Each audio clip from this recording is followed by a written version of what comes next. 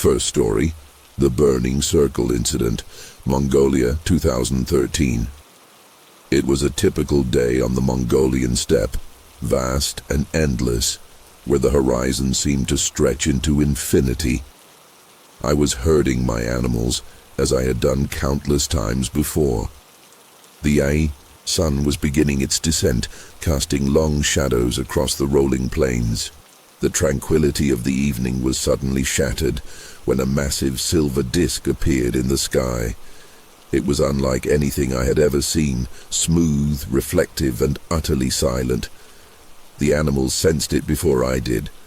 They began to panic, their eyes wide with fear, their movements erratic. My heart pounded in my chest as I tried to calm them, but my own fear was palpable. The disk hovered above us, casting an eerie glow over the landscape.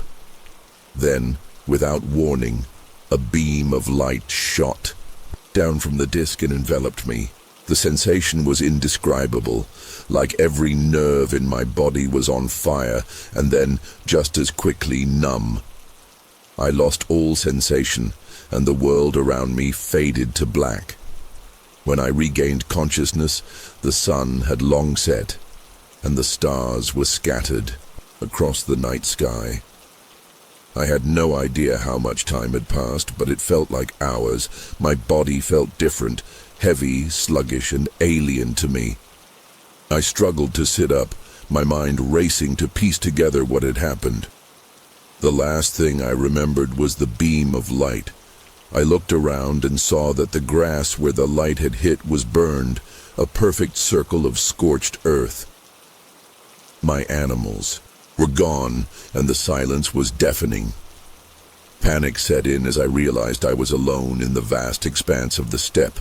I stood up, my legs shaky and unsteady, and began to search for my cattle. It took hours, but I eventually found them scattered miles away, still agitated and fearful. Herding them back was a monumental task, but my mind was preoccupied with the burning question: what had happened to me? As I led the animals back, I couldn't shake the feeling that something was wrong with my body. There were no visible marks or injuries, but I felt different, altered in some inexplicable way. My senses were heightened, and I could hear the faintest sounds, see the smallest details in the dark. It was as if my body had been tuned to a different frequency. The experience left me deeply unsettled. I returned home and tried to carry on as usual, but the memory of the disk and the beam of light haunted me. I couldn't sleep, and when I did, my dreams were filled with strange, vivid images that I couldn't understand. I began to notice small, inexplicable changes in my behavior and abilities. My strength seemed to have increased, and my reflexes were sharper. It was as if I had been enhanced, but the thought terrified me. I didn't know what had been done to me or why. The fear of the unknown gnawed at me, and I found myself constantly looking over my shoulder, expecting the disk to return. Days turned into weeks, and the unease never left me. I kept replaying that moment in my mind, trying to make sense of it, but there were no answers, only more questions. I started noticing other strange occurrences. Electronic devices would malfunction in my presence, and animals, even those I had raised from birth, seemed wary of me. They would shy away, their eyes filled with a primal fear. I couldn't help but feel like an outsider in my own skin. The people in my village noticed the changes too. They whispered behind my back, their eyes filled with suspicion and fear. I felt isolated, cut off from the community I had always been a part of. The incident had created an invisible barrier between me and the rest of the world. One night, I decided to return to the spot where the beam had hit me. I needed to confront whatever it was that had happened to me. The journey was long and The darkness seemed to press in on me from all sides. When I arrived, the circle of burned grass was still there, a stark reminder of that fateful evening. I stood in the center of the circle, hoping for some revelation, some clue that would explain everything. But the night was silent, the sky clear and indifferent. I felt a strange sense of calm, standing there under the stars, as if I was being watched. I closed my eyes and tried to remember every detail, every sensation. But there was nothing, just a void where my memories should have been. As I stood there, I felt a sudden, sharp pain in my head. It was like a knife slicing through my thoughts. I fell to my knees, clutching my head, and then the images came. Flashes of light, strange symbols and faces that were not human. It was overwhelming, and I felt like I was drowning in a sea of incomprehensible information. When the pain subsided, I was left with a lingering sense of dread. I had seen something that my mind couldn't fully grasp. It was like trying to remember a dream that slips away the moment you wake up. I stumbled back to my village, my mind reeling from the experience. I knew I couldn't ignore it any longer. Something had been done to me, something beyond my understanding. And the worst part was, I had no idea if it was over or if it was just the beginning. The following days were a blur. I tried to go about my daily routine, but everything felt off. My body ached in ways it never had before, and I was constantly exhausted. I started having vivid nightmares, reliving the moment the beam of light hit me. In these dreams, I was on a cold, metallic table, surrounded by shadowy figures. They were doing something to me, but I couldn't move or scream. I would wake up in a cold sweat, my heart racing, and the fear would linger long after the dream had ended. I couldn't shake the feeling that these were more than just dreams. They felt like memories, fragments of something I had experienced but couldn't fully recall. I began to keep a journal, documenting everything I could remember from that night and the strange occurrences that followed. I wrote down my dreams, the changes in my body, and the odd sensations I felt. It was a way to make sense of the chaos, to find some semblance of control. But the more I wrote, the more I realized how little I understood. The symbols and images from my visions haunted me, and I couldn't decipher their meaning. I started researching, looking for any information that could explain what had happened to me. I found stories of others who had experienced similar events, but their accounts were fragmented and filled with contradictions. It was like trying to piece together a puzzle with missing pieces. One evening, as I was reading through my journal, I felt a sudden chill. The air around me seemed to grow colder, and I had the distinct feeling that I was not alone. I looked up and saw a figure standing in the doorway. It was tall and shrouded in shadow, its eyes glowing with an unnatural light. My heart skipped a beat and I felt a surge of fear. The figure didn't move, just stood there watching me. I wanted to run, to scream, but I was frozen in place. Then, as quickly as it had appeared, it vanished, leaving me shaken and terrified. I knew then that whatever had happened to me that night was far from over. The fear of the unknown, the sense of being watched, it was all too real. I couldn't ignore it any longer. I had to find answers, no matter the cost. The days that followed were a descent into paranoia. Every shadow, every unexpected sound made me jump. I felt like I was constantly being watched, and I couldn't shake the feeling that something was coming for me. I started avoiding people, afraid that they would notice the changes in me, or that I would somehow put them in danger. My isolation deepened, and I spent most of my time in my small home, obsessively going over my journal and the strange symbols that haunted my dreams. I knew I was teetering on the edge of sanity, but I couldn't stop. I had to understand what had happened to me, even if it meant losing my mind in the process. One night, as I was poring over my journal, I felt a familiar chill in the air. My heart raced, and I turned to see the same shadowy figure standing in the doorway. This time, it stepped forward, and I could see its features more clearly. It was not human.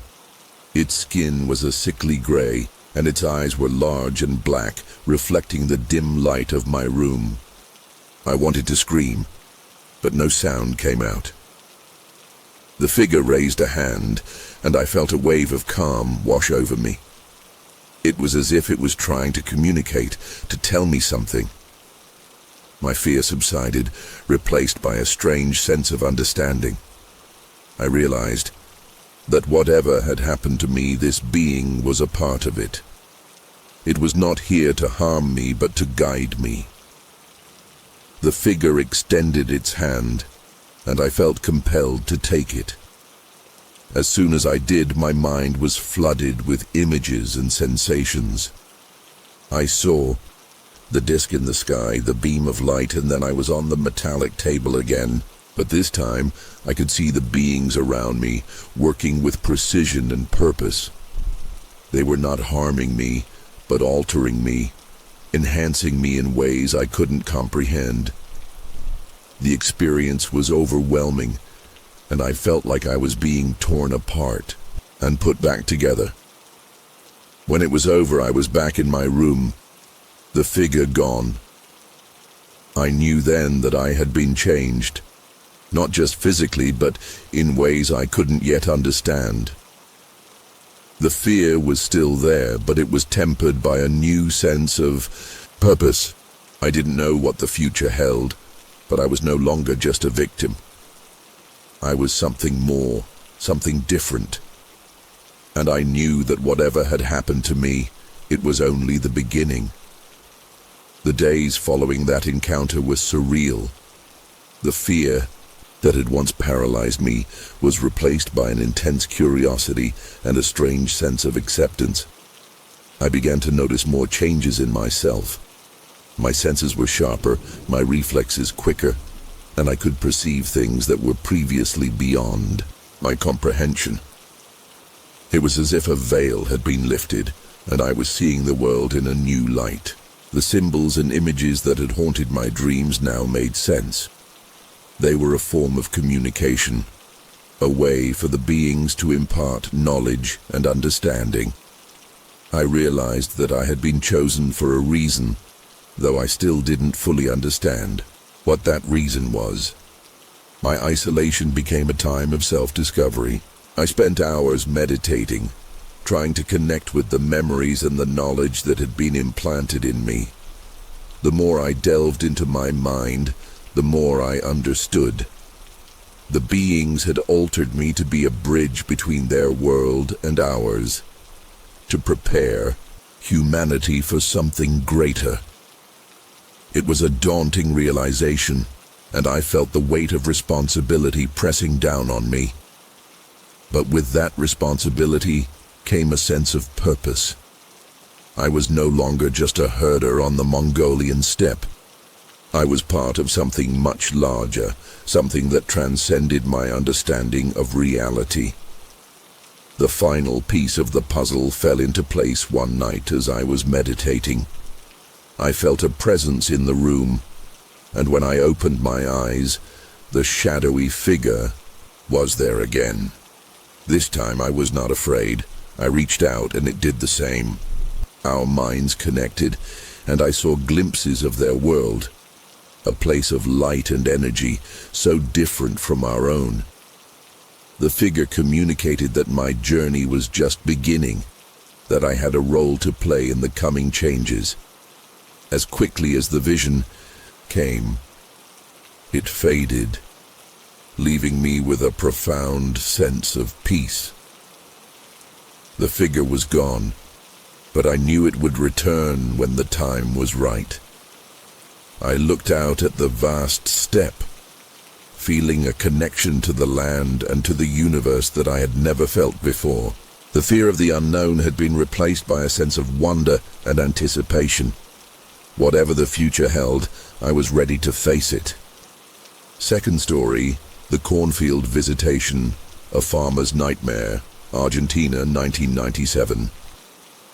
It was just another ordinary evening on my farm in rural Argentina. The year was 1997, and I was out in the fields, tending to my crops as I always did before sunset. The air was crisp, and the sky was painted with hues of orange and pink as the sun began its descent behind the distant mountains. I remember feeling at peace, surrounded by the gentle rustling of corn stalks and the occasional chirping of birds settling in for the night. Little did I know that this tranquil moment would be the last normal experience I'd have for days to come. As I worked my way through the rows of crops, checking for any signs of pests or disease, I suddenly became aware of an unusual sensation. The hairs on the back of my neck stood up, and a strange tingling spread across my skin.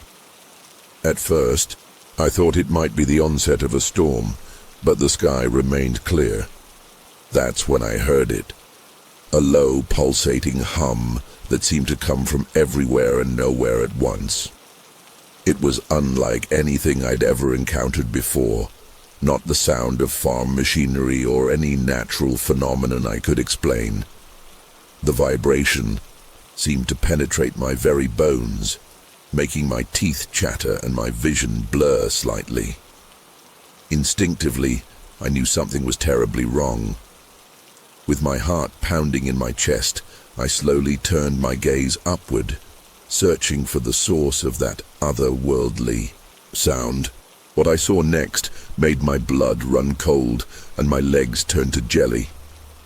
Hovering just above my field, maybe 50 feet in the air, was an enormous silver craft. It was like nothing I'd ever seen before. No wings, no propellers, just a sleek, metallic disc that seemed to defy gravity. The surface of the craft shimmered and pulsed with an eerie, otherworldly light that hurt my eyes to look at directly. I wanted to run, to scream, to do anything, but I found myself completely paralyzed. It was as if some invisible force had taken control of my body, leaving me helpless and exposed. I could feel my heart racing, threatening to burst out of my chest, but I couldn't move a muscle.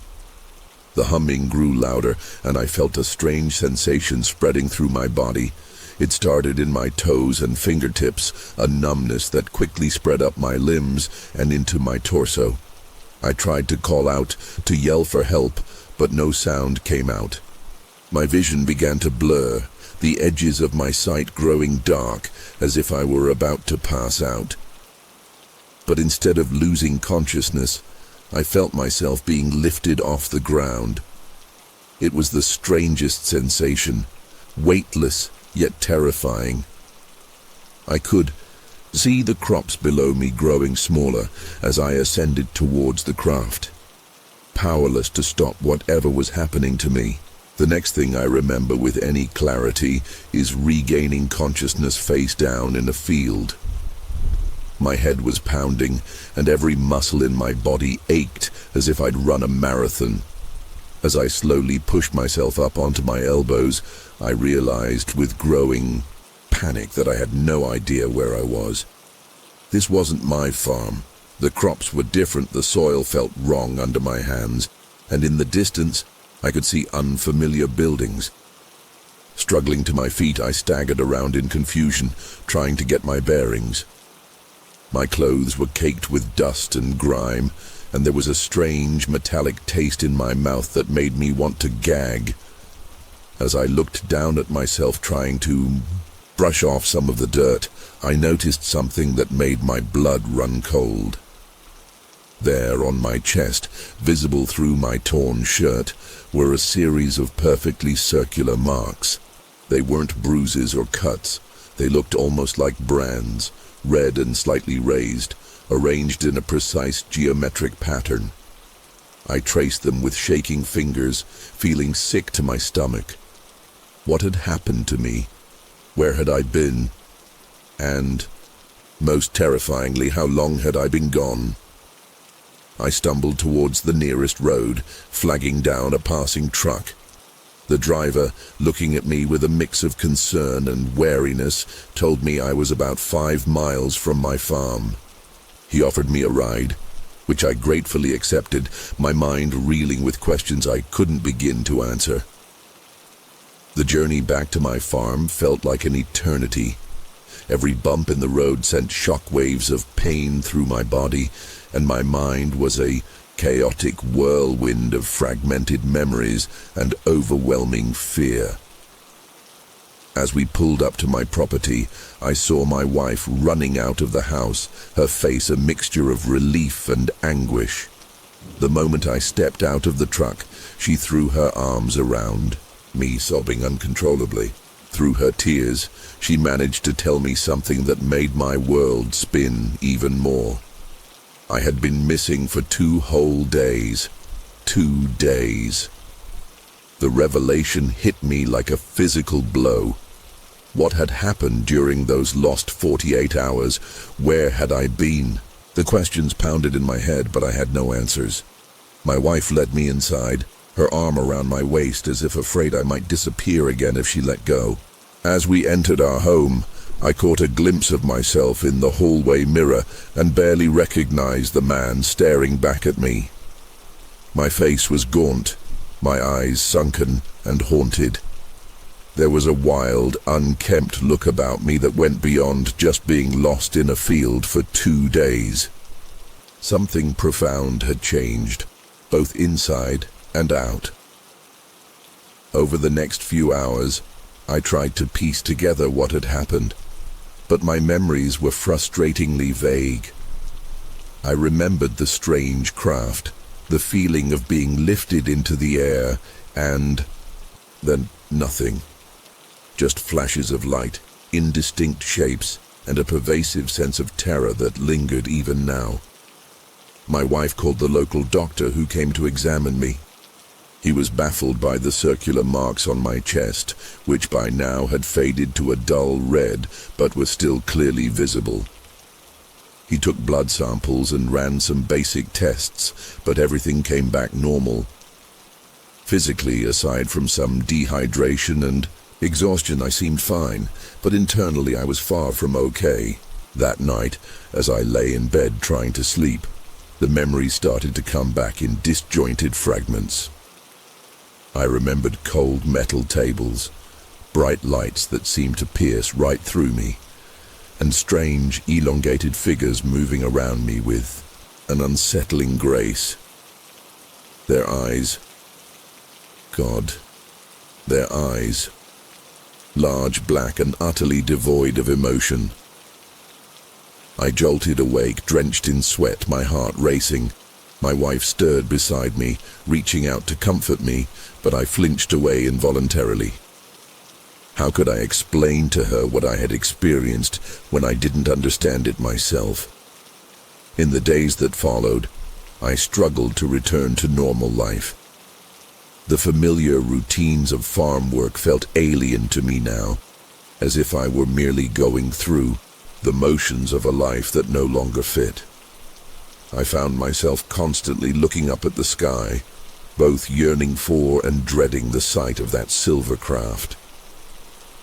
My neighbors and friends in the community treated me with a mixture of curiosity and unease. Word had spread about my disappearance and mysterious return, and I could see the questions in their eyes, even when they didn't voice them aloud. Some were sympathetic, offering support and understanding. Others were more skeptical, their whispers about drinking binges or mental breakdowns reaching my ears despite their attempts at discretion. But I knew what I had experienced was real, even if I couldn't fully explain or understand it. The marks on my chest, which slowly faded over time, were a constant reminder that something truly extraordinary had occurred. I began to research similar incidents, spending hours at the local library poring over books about UFO sightings and alien abductions. The more I read, the more I recognized elements of my own experience in the accounts of others. It was both comforting and terrifying to know I wasn't alone in this. As weeks turned into months, I found myself grappling with a profound sense of isolation. Even though my wife tried her best to understand and support me, there was an invisible barrier between us now. How could I expect her to comprehend something I barely understood myself? I started having vivid nightmares that would jolt me awake in the middle of the night, gasping for air and covered in cold sweat. In these dreams, I was back on that metallic table, surrounded by those alien beings with their large, almond-shaped eyes. They would perform inexplicable procedures on me, using instruments that seemed to phase through my skin without leaving a mark. The worst part was the overwhelming sense of helplessness. I couldn't move, couldn't speak, couldn't even scream. I'd wake up feeling drained, as if the experiences were more than just dreams. My wife suggested I see a therapist, but I refused. How could I talk about this to someone who would likely dismiss it as a delusion or a cry for attention? The changes in my behavior didn't go unnoticed in our small farming community. I became withdrawn, often losing track of time as I stared off into the distance, my mind replaying fragmented memories of my abduction. My work on the farm began to suffer. I'd find myself standing in the middle of a field, paralyzed by the fear that at any moment that silver craft might reappear and take me again. The sound of a distant airplane or the glint of sunlight off a piece of farm equipment would send me into a panic. My neighbors started to whisper, some expressing concern for my mental state, others speculating wildly about what had really happened during those 2 missing days. I overheard theories ranging from a nervous breakdown to an affair gone wrong. If only they knew the terrifying truth. I wanted to scream at them, to make them understand the horror I had experienced, but I knew it would only make things worse. Instead, I retreated further into myself, finding solace only in the quiet hours of the night when I could sit alone with my thoughts and try to make sense of what had happened to me. About 6 months after my abduction, something occurred that shook me to my core. I was out in the fields late one evening, forcing myself to check on the crops despite my lingering fear of being outside after dark. As I walked between the rows of corn, I felt a familiar tingling sensation spread across my skin. My heart began to race as I recognized the feeling. It was the same sensation I had experienced just before the craft appeared that fateful night. I froze in place, my eyes darting frantically across the darkening sky. For a moment everything was still. Then I saw it, a faint silvery glimmer high above the fields, moving in a way no earthly aircraft could. My body went cold with terror, and I found myself unable to move or call for help. The object hovered for what felt like an eternity, but was probably only a few seconds before it suddenly accelerated at an impossible speed, disappearing into the night sky. I collapsed to the ground, my legs giving out beneath me, and lay there, shaking uncontrollably until my wife found me hours later. This encounter, brief as it was, confirmed my worst fears. They were still out there, and they were watching me. In the aftermath of this second sighting, my already fragile mental state began to deteriorate rapidly. I became obsessed with the idea that the aliens might return at any moment. I installed floodlights around the perimeter of our property, keeping them on all night despite the strain on our electricity bill. I started sleeping in shifts, convinced that constant vigilance was the only way to protect myself and my family. My wife, bless her heart, tried to be supportive, but I could see the toll it was taking on her.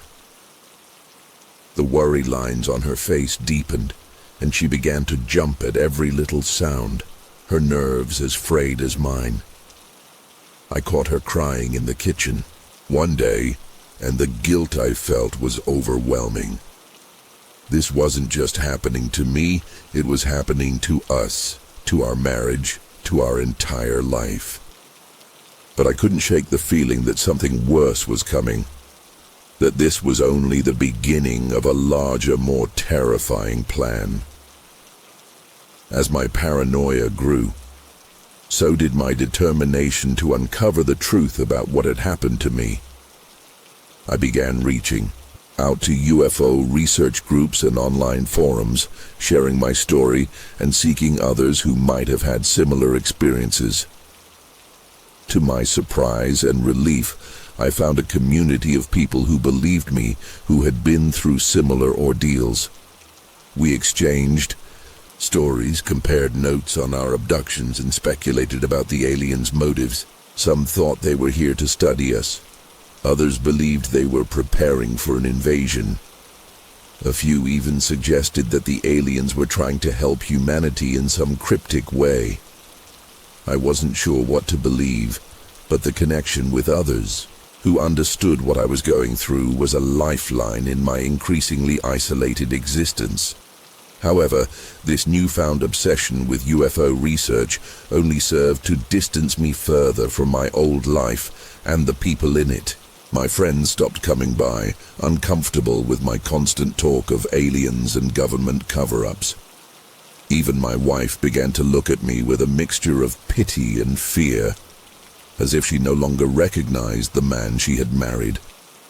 One night, about a year after my initial abduction, I woke up with a start, every nerve in my body tingling with an electric energy. The room was filled with a soft, pulsating blue light that seemed to come from everywhere and nowhere at once. I tried to move, to wake my wife, but found myself paralyzed, unable to even blink. Terror gripped me as I realized what was happening. They were back. From the corner of my eye, I could see tall, slender figures moving silently around our bedroom. Their movements were fluid, almost graceful, but utterly inhuman. I wanted to scream, to fight, to do anything, but I was completely helpless. As one of the beings leaned over me, its large black eyes seeming to peer into my very soul, I felt a strange calm wash over me. It was as if my mind was being gently pushed aside, my fear and anxiety replaced with a serene acceptance. I had a fleeting thought that this must be what cattle feel like when they're being herded, a bizarre mix of fear and compliance.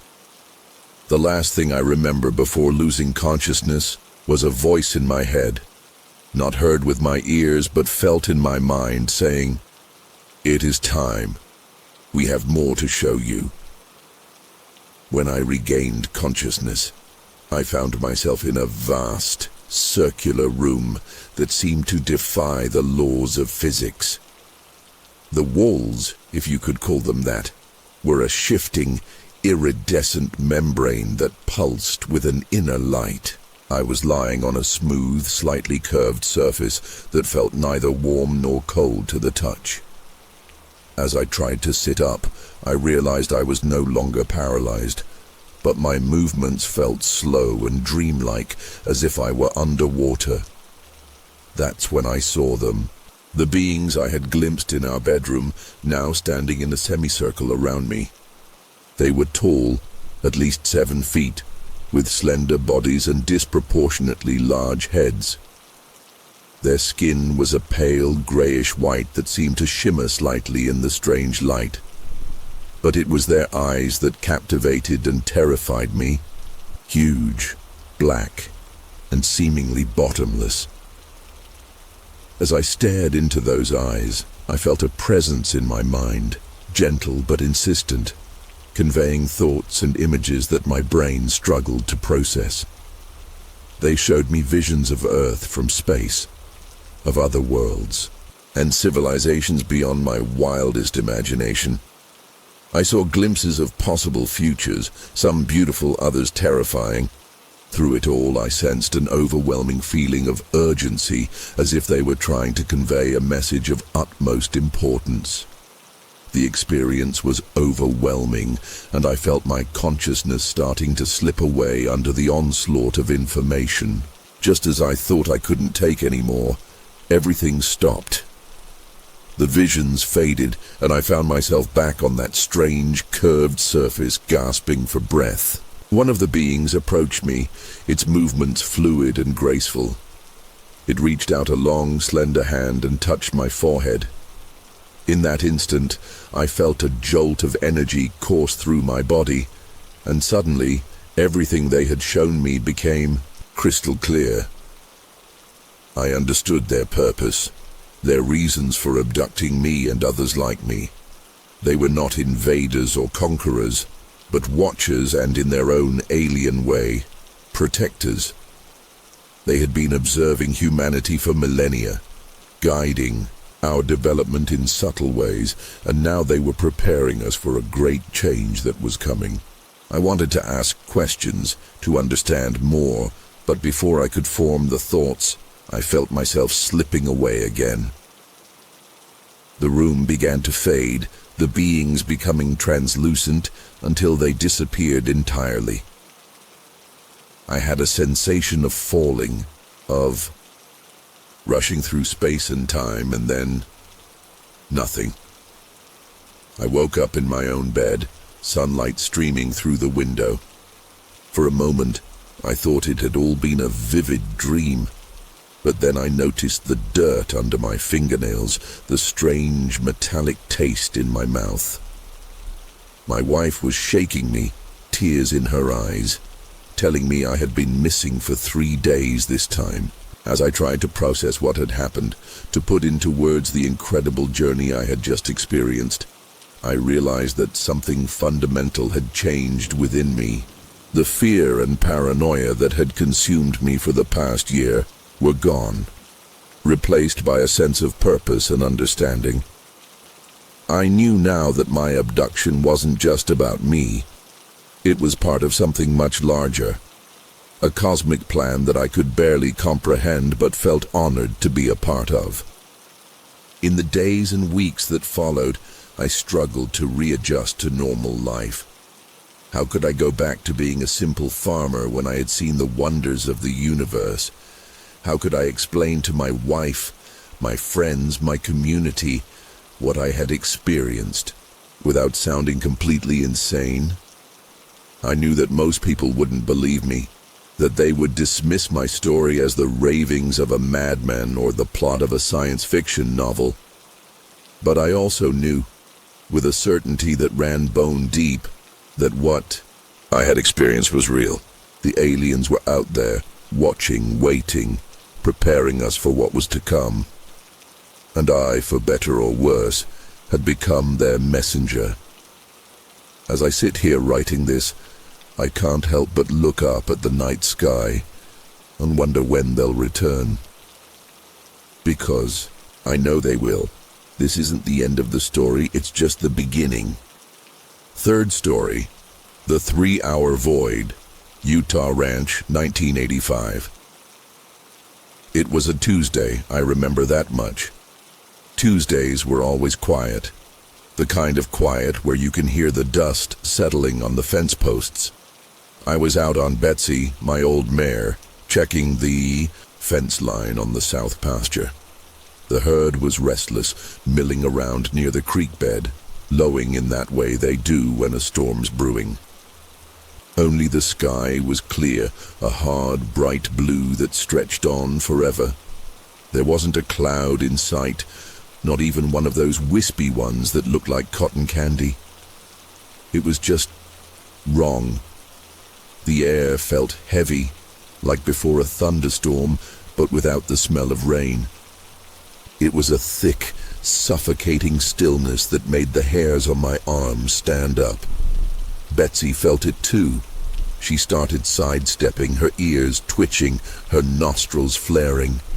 I tried to calm her, patting her neck, talking to her in that low, soothing voice I use, but she wouldn't settle. She kept pulling at the reins, wanting to turn back, to get away from something. I couldn't see anything, but I felt it too. A prickling sensation on the back of my neck, like I was being watched. I scanned the horizon, looking for anything out of place, a coyote maybe, or a stray dog, anything that might explain the cattle's unease and Betsy's skittishness. But there was nothing. Just the endless expanse of the ranch, the rolling hills, the shimmering heat haze rising from the ground, and that unsettling silence. Then it happened. Faster than I could blink, faster than I could even think. 1 second I was trying to get Betsy under control. The next, there was this light. It wasn't like any light I'd ever seen before. It wasn't the sun, it wasn't lightning, it was pure white, like a solid beam of nothingness, cutting down from the sky, right in front of us. It didn't make a sound, not a crackle, not a hum, nothing. Just this blinding, silent white. Betsy screamed, a high-pitched, terrified whinny that I'll never forget, and reared up, throwing me off her back. I hit the ground hard, the wind knocked out of me. I remember the taste of dirt in my mouth, the sharp pain in my shoulder, and then nothing. Just blackness. It wasn't like falling asleep, it was like being switched off. One moment I was there, the next I was gone. I don't know how long I was out. It could have been seconds. It could have been hours. All I know is that when I came to, everything was different. The light was gone. The sky was still that same, unnervingly clear blue. But the feeling was different. It was like the world had shifted on its axis, like something fundamental had changed. I was lying on my back, staring up at the rafters of the barn. The smell of hay and manure filled my nostrils, a familiar smell. But somehow, wrong. My head was throbbing, my shoulder ached, and my mouth felt like it was full of cotton. I sat up slowly, every muscle screaming in protest. My first thought was Betsy. Where was she? I stumbled to my feet, my legs shaky and unsteady. I looked around the barn, half expecting to see her there, but she was gone. The barn was empty, except for the usual tools and equipment, everything in its place, everything normal. Except it wasn't. My watch. It was 3 hours ahead. 3 hours. I checked it again and again, thinking it must be broken, but it wasn't.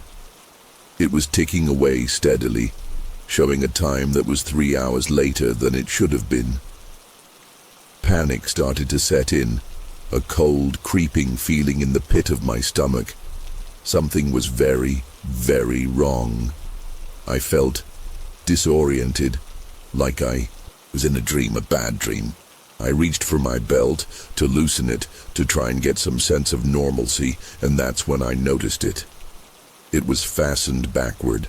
I always fasten my belt the same way. It's a habit, something I don't even think about. But there it was, buckled the wrong way. And then I looked down at my feet, my boots. They were gone. I stood there, barefoot in the barn, the cold concrete floor chilling my feet, trying to make sense of it all. 3 hours gone, my belt backward, my boots missing. It was like some kind of bizarre, twisted joke, but I wasn't laughing. I was terrified. I ran out of the barn, stumbling into the bright sunlight, blinking against the glare. I had to find Betsy. I whistled for her, that sharp, piercing whistle that she always responds to, but there was no answer.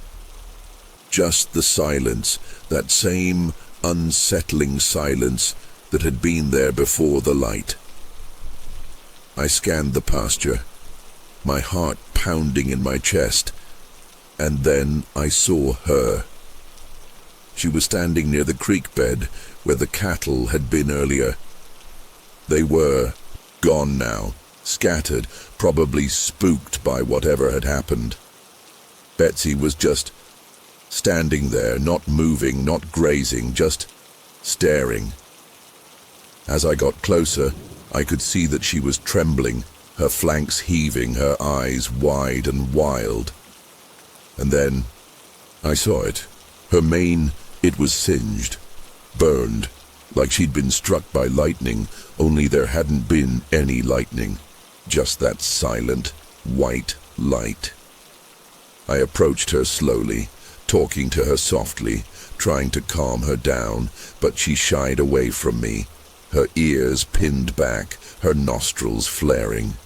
She didn't recognize me. Or maybe she did, and she was afraid of me. That thought sent a shiver down my spine. What had happened out there? What had that light been? And what had they done to me? They.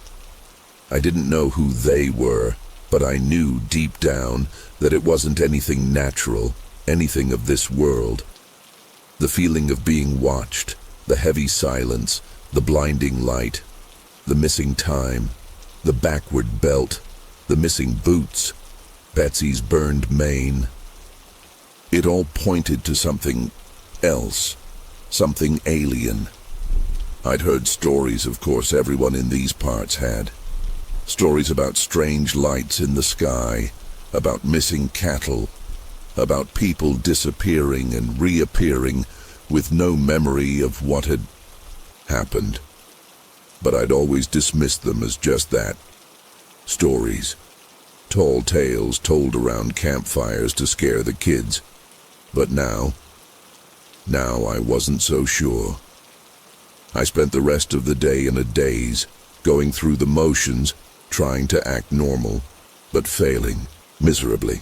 I couldn't shake the feeling of unease, the sense that something was profoundly wrong. I tried to rationalize it, to come up with some logical explanation, but nothing made sense. I checked the fences, looking for any sign of a break-in, any evidence of anything. But there was nothing. Just the endless empty landscape, the silent sky, and the lingering smell of burnt hair. I went back to the spot where I'd fallen, searching for my boots, for any clue, any trace of what had happened. But there was nothing. It was like the earth had swallowed them whole. The ground was undisturbed, except for the faint imprint of my body where I'd landed, and a few scuff marks from Betsy's hooves. No sign of a struggle, no sign of anything out of the ordinary. Just nothing. It was as if the light had erased everything, leaving only the lingering fear and the unanswered questions. The sun began to set, painting the sky in shades of orange and purple, a beautiful, breathtaking sight, but I couldn't appreciate it. All I could see was that blinding white light. All I could feel was the cold dread creeping through my veins. That night, I couldn't sleep. Every creak of the house, every rustle of the wind, every hoot of an owl sent shivers down my spine. I kept replaying the events of the day in my head, trying to find some detail, some clue that I'd missed. But there was nothing, just the blank space, the 3 missing hours that I couldn't account for. I got up and checked the doors and windows, making sure they were locked, even though I knew it wouldn't make any difference. Whatever had taken me, whatever had done that to Betsy, it wasn't something that could be stopped by locks and bolts. It was something else, Something beyond my comprehension. I looked out the window at the night sky, at the millions of stars twinkling in the darkness, and I felt a sense of overwhelming loneliness. I was just a tiny speck of dust in the vastness of the universe, vulnerable and insignificant. And out there, somewhere, were things. Things that could snatch you away in the blink of an eye, leaving no trace, no explanation. I went into the bathroom and looked at myself in the mirror. I barely recognized the face staring back at me. My eyes were wide and haunted, my skin pale and clammy. There was a small circular mark on my neck, just below my ear, that I hadn't noticed before. It was perfectly round, about the size of a dime, and slightly raised. I touched it gingerly, and a sharp pain shot through my head. I winced and pulled my hand away. What was that? Had they done that to me? Had they implanted something? The thought made my stomach churn. I felt violated, invaded, like something had burrowed its way into my body, into my mind. I splashed cold water on my face, trying to wash away the feeling, but it wouldn't go away. It was there, lurking beneath the surface, a constant reminder of the missing hours, of the unknown.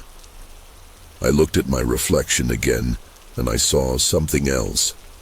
A flicker of something in my eyes.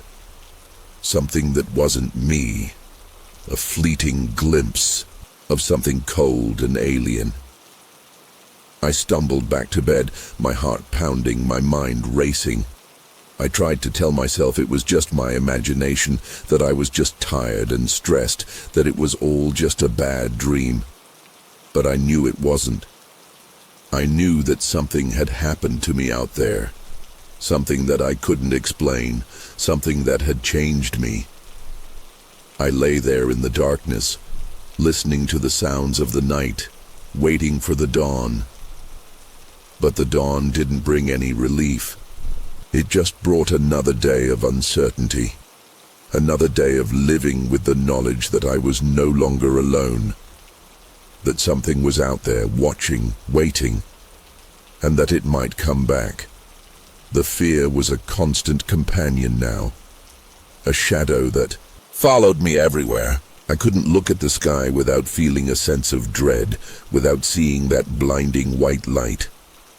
I couldn't look at Betsy without seeing the fear in her eyes, the singed mane that was a constant reminder of what we'd both experienced. I was trapped in a nightmare that I couldn't wake up from, a nightmare that had become my reality. The world felt different now, alien and hostile. I started avoiding people.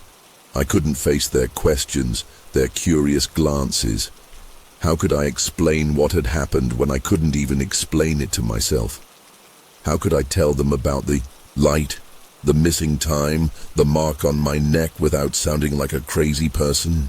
So I stayed on the ranch, isolating myself, becoming a recluse. I went through the motions of daily life, tending to the cattle, mending fences, but my heart wasn't in it. I was just going through the motions, waiting for something. I didn't know what. Maybe for them to come back. Maybe for an explanation. Maybe just for it all to end. The silence of the ranch, once a comfort, now felt oppressive, suffocating. Every shadow seemed to hold a hidden threat. Every sound seemed to be a precursor to something terrifying. I was living in a constant state of fear, a state of heightened awareness, my senses on high alert, waiting for the next occurrence. I started having nightmares, vivid, terrifying nightmares that felt more real than reality. I would see the light, feel the cold, metallic touch of something on my skin. I would wake up screaming, drenched in sweat, my heart pounding, gasping for air. The nightmares were always the same, always ending with me being lifted into the air towards the light, helpless and terrified. And then I would wake up back in my bed, But the fear would linger, the feeling of being watched, of being invaded. I started leaving the lights on at night, unable to bear the darkness. I would sit up in bed, clutching a shotgun, staring out the window, waiting for them to come back. I knew it was irrational, that a shotgun wouldn't do any good against whatever they were, but it made me feel safer. A small, futile gesture of defiance against the unknown. A way to cling to some semblance of control in a situation where I had none. Weeks turned into months. The cattle continued to act strangely, sometimes gathering in tight circles, their eyes wide and fearful, as if they were sensing something that I couldn't. Betsy never fully recovered. She remained skittish and wary, always on edge, always looking at the sky. I tried to ride her again, but she wouldn't let me near her. She would rear up and whinny, her eyes filled with terror. I understood. I felt the same way. The ranch, once my sanctuary, had become a prison, a place of fear and uncertainty. I was trapped, not by fences or walls, but by the invisible chains of my own terror. The mark on my neck remained, a constant throbbing reminder of the missing hours, of the unknown. I would often find myself touching it, tracing its outline, trying to understand what it was, what it meant. But there were no answers, just the silence, the fear, and the lingering feeling of being different, changed. One evening I was sitting on the porch watching the sunset. It was a beautiful sunset, the sky ablaze with color, but I couldn't appreciate it. I was lost in my thoughts, replaying the events of that day, again and again, searching for answers that I knew I would never find. Suddenly, I felt it. That same familiar feeling of being watched. The hairs on my arms stood up, and a cold shiver ran down my spine. I looked up at the sky and I saw it. A faint, flickering light high above the horizon. It was moving slowly, silently, across the sky. It wasn't the blinding white light of before, but it was definitely there. A small, distant point of light, but unmistakable. My heart started pounding, my breath caught in my throat. I wanted to run, to hide, but I couldn't move. I was frozen, paralyzed by fear. The light grew slightly brighter, and then it stopped. It just hovered there, in the distance, a silent, watchful presence. I don't know how long I sat there staring at the light. It could have been minutes. It could have been hours. Time seemed to have lost all meaning. The light didn't move, it didn't change, it just remained. A constant, unwavering presence in the darkening sky. And then, as suddenly as it had appeared, it was gone. It didn't fade, it didn't shoot away, it just vanished. One moment it was there, the next it wasn't. Like it had never been there at all. I blinked, rubbed my eyes, thinking I must have imagined it. But I knew I hadn't. I had seen it. I had felt it. The fear, the dread, the certainty that it was them. Back again, watching, waiting. But for what? I didn't know. And that was the worst part. The not knowing, the uncertainty, the constant feeling of being on the edge of something terrible, something that I couldn't comprehend, couldn't control, couldn't escape. That was years ago. I'm still here on the ranch, still living with the memories, with the fear, with the unanswered questions. The cattle still act strangely sometimes. Betsy is gone now, but I still see her sometimes in my dreams. Her mane singed, her eyes filled with terror. The mark on my neck is still there, a faint, circular scar, a permanent reminder of the missing hours. I never saw the light again. Not like that. But I know it's out there, somewhere. And I know that they're out there too, watching, waiting. I don't know what they want. I don't know why they took me. I don't know why they let me go. I don't know anything, except that I'm not the same. I'll never be the same. The world is a different place now. A darker place. A place where anything is possible and where nothing is certain. Except the fear. The fear never goes away. It's always there, lurking in the shadows, waiting for the light to return. And sometimes late at night when the wind is howling and the shadows are dancing, I can almost hear them, whispering, calling. And I know that one day they'll come back, and I won't be able to stop them.